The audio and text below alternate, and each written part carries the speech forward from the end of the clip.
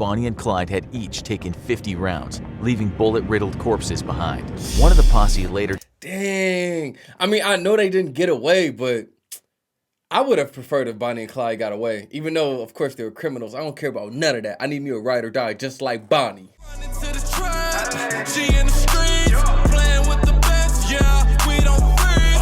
Niggas try to steal my energy. Waves with the ice, yeah, surfboard me.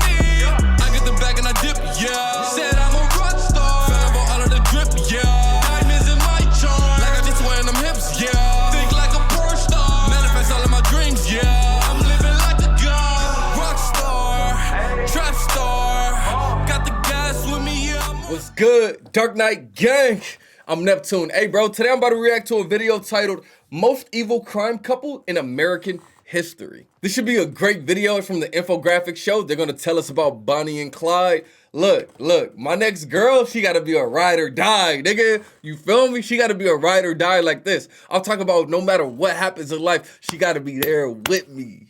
Anyway, I'm ready to hop into this video. Shout out to the gang. Everybody have a good day. Have a great day. As you can tell, I'm feeling good. I hope you're feeling good as well. If not, you could take some of my energy, bro. I got nothing but this great energy, you feel me? Anyway, let's hop into this video. Shout out to the gang. Everybody have a good day. We're gonna see the most evil crime couple in American history. This is about to be fire. Let's go.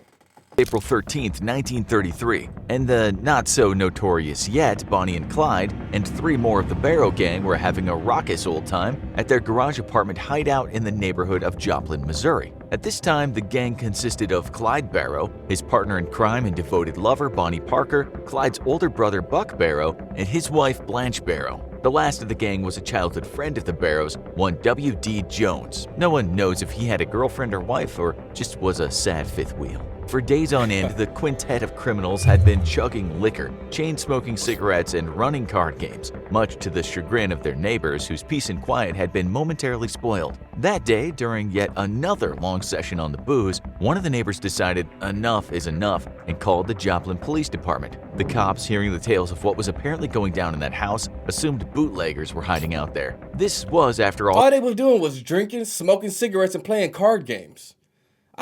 Karens, bro. Karens calling the cops because they having a good time. The era of prohibition in the USA. 5 armed police turn up at the hideout and demanded the gang come out with their hands up. But as you'll see throughout this video, acceding to the demands of the cops was certainly not Bonnie and Clyde's style. The gang opened fire, Clyde using his trusty Browning automatic rifle, and the rest of the gang let loose with an arsenal of different weapons. A detective and a police constable were hit while under the hail of fire, with the former dying immediately and the latter dying later from his injuries. Damn. The rest of the policemen took cover, but they were outgunned by the gang. Firing back, they managed to hit WD in the shoulder, a bullet that WD would later say went right through him. Another shot hit Clyde, but it ricocheted off his jacket button. Buck was almost hit, but the shot only grazed him. In the melee, even with the bullets flying everywhere, all the gang except Blanche managed to drive away, leaving the traumatized and dead police behind. Blanche had wanted to save her pet dog Snowball and could be seen running down the road after him. Oh Snowball was long gone, so Blanche took off with the rest of the gang. As it would happen time and again, the police could only watch as a fast car loaded with powerful guns and a band of criminals disappeared into the distance. This was a pivotal moment in the story of the Barrow Gang, and it was after that bloody day that Bonnie and Clyde became immortalized in American history, not so much for the carnage they caused, but for what they left behind. You see, Bonnie was something of an amateur photographer. Bro, that's kind of fire. I'm not gonna lie. If you're gonna be a criminal, be the best criminal you can be. You feel me?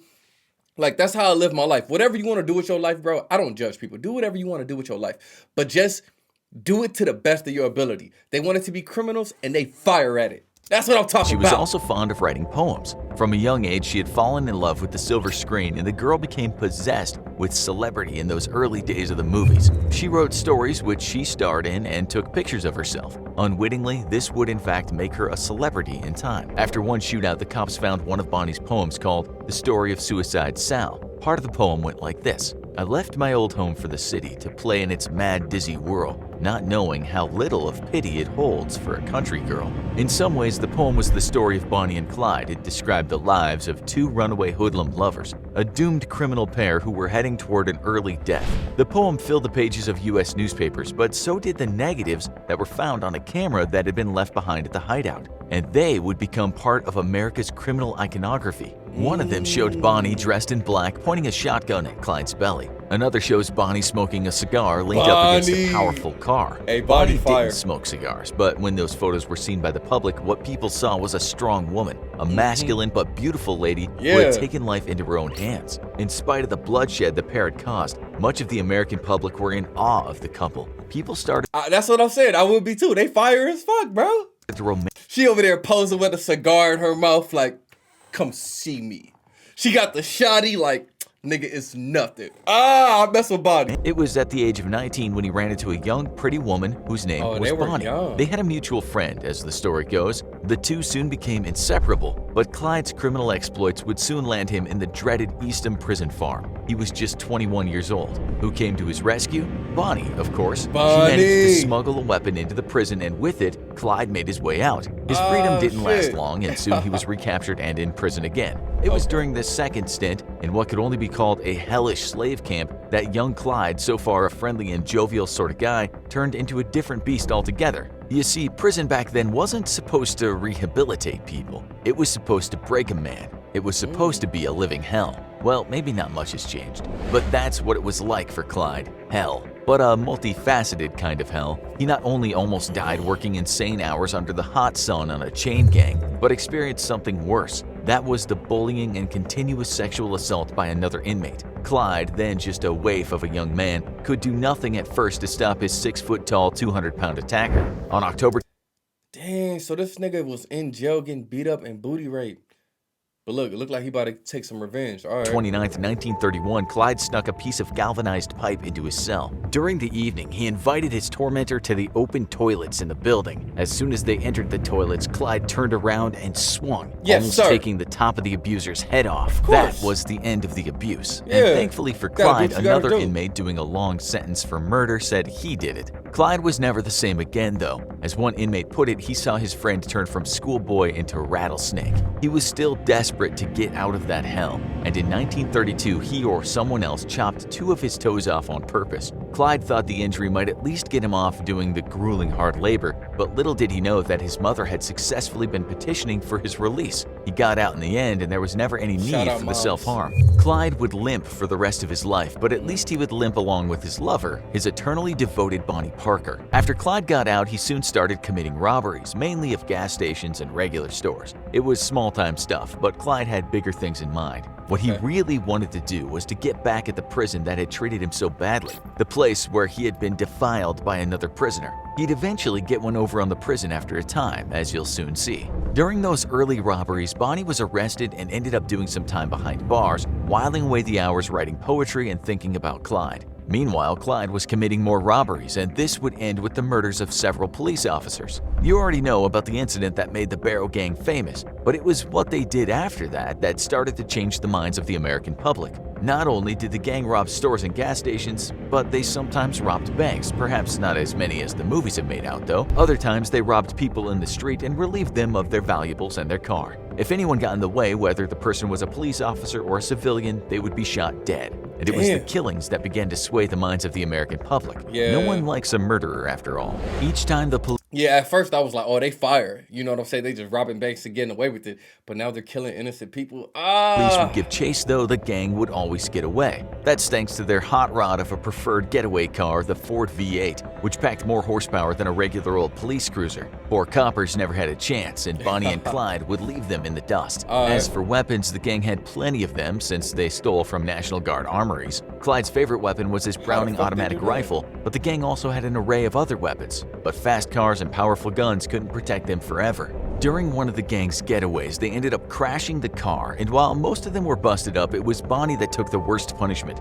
In fact, she was lucky to survive. The burns on one of her legs were so bad that WD later said he could see the bone. She was in agony and could hardly walk, so the gang decided to retreat to a farmhouse. In that particular town, they kidnapped a sheriff and a marshal and later tried to commit another robbery so they could get provisions and medicine to help the injured Bonnie. The robberies didn't exactly go to plan, and yet another marshal was killed. Again, they had to flee, even though Bonnie was staring death in the eye. They later checked into a place called the Red Town Cavern in Platte City, Missouri, and there they put newspapers over the windows of their room and settled in with food and beer. Some of the gang stayed inside to nurse Bonnie, while others went out to get provisions and buy medicine for Bonnie's leg. Okay. Not only were the owners of the cavern suspicious, but the drugstore owner also called the cops. Cops who were pretty sure who was staying at that hotel. They would take no risks this time and made sure they met the gang with a bunch of Thompson submachine guns and an armored car. A gunfight ensued, and the Oh shit. All right, let's see.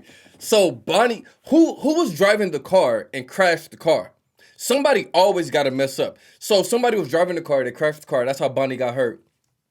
And now we're going to see what happens. A gunfight ensued, and the gang got away, but not before Buck took a bullet to the head that took part of his skull clean off. At the same time, his wife Blanche was almost blinded when glass from a blown-out windscreen sprayed into her face. These were not the best of times for the Barrow gang. With Buck looking so bad, a grave was dug for him. Surprisingly, he could eat and talk, even though a good chunk of his skull was missing. Blanche couldn't see a thing, and Bonnie could hardly walk. The group camped out at an abandoned amusement park in Iowa, and it was there that the cops would catch up with them again. This time, only WD, Bonnie, and Clyde would get away. The almost dead Buck was helpless to do anything, and he was shot in the back. Meanwhile, his almost blind wife was easily captured. Buck died a few days later, and Blanche was arrested. Bonnie and Clyde took off and later split up with WD, who was also later arrested. Now, it was just the two of them. They were desperate and war-torn, and Bonnie was still treating some very nasty burns. Clyde, however, had some unfinished business. Despite all their troubles, in January 1934, Clyde somehow managed to break out a number of prisoners at the Eastham Prison Farm, the place he most hated in the world. According to some historians, Clyde was still not done with the Texas Department of Corrections, but he had at least made a dream come true. The authorities were now nothing short of furious with Bonnie and Clyde, especially seeing as a local mayor had been killed during that breakout. Enough was enough, and Texas put together a team of the hardest law enforcement officers the state could find and launched a massive manhunt. Now it wasn't a case of arresting the duo. They had to die. What happened next has been speculated and argued over for decades, but we know for certain that on May 23, 1934, Hammer and a posse had set up a roadblock on the Louisiana State Highway. They had learned that Bonnie and Clyde would be traveling down that road to rendezvous at Methvin's father's house. Instead, the cops got old man Methvin, some accounts say by force, and had him wait with his car in the road as if he had broken down. Knowing that the Ford V8 would be traveling at a high speed, the posse believed that Clyde would slow down if he saw Methvin's father. Bonnie and Clyde, notorious criminal duo and celebrity outlaws, were about to meet their death. The cops waited in the bushes armed to the teeth with weapons, and when the car slowed down, they opened fire. Bullets strafed the passenger cab of the vehicle. There was no chance of survival. When the gun smoke cleared, Bonnie and Clyde had each taken 50 rounds, leaving bullet-riddled corpses behind. One of the posse later gave the statement saying, "Each of us 6 officers had a shotgun and an automatic rifle and pistols. We opened fire with the automatic rifles. They were emptied before the car got even with us. Then we used shotguns. There was smoke coming from the car and it looked like it was on fire. After shooting the shotguns, we emptied the pistols at the car, which had passed us and ran into a ditch about 50 yards down the road. It almost turned over. We kept shooting at the car even after it stopped. We weren't taking any chances." Some of the public soon heard of the story, and in no time the road was full of people, a jostling crowd of hundreds that wanted to see the dead outlaws and maybe get close enough to take a souvenir. The crowd took bits of the car. All right, bro, that was a great video. We just heard the story of Bonnie and Clyde. I mean, of course, they're criminals, so a lot of people would want them dead. But I don't know. It just would have been a tight-ass story if they got away and never was caught. You know what I'm saying? I would have been like, yeah, nigga, that's fire. Anyway, Bonnie and Clyde, great couple, ride or die together, got killed off. Did you hear what the cop said? He said we emptied out the shotguns, we emptied out the rifles and the pistols, all of us. They made sure there was no way they was coming back. Why do I still have on these headphones? I'm tripping. Let me know what you guys thought about this video down in the comments. Shout out to the gang. Everybody have a good day. Have a great day. Hey, Like I said, if you want to be a criminal, be the best criminal you can be. Why would you settle to be a trash-ass criminal? If you're a criminal, nigga, be at the top. Shout out to the gang. Everybody have a great day. Peace. She in the street.